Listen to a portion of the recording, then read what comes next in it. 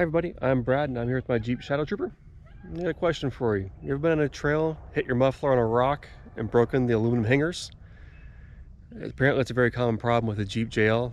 The aluminum hangers in the back. It's better than breaking your muffler, but it's a pain in the ass to keep breaking your hangers all the time. So I'm gonna have a solution for you.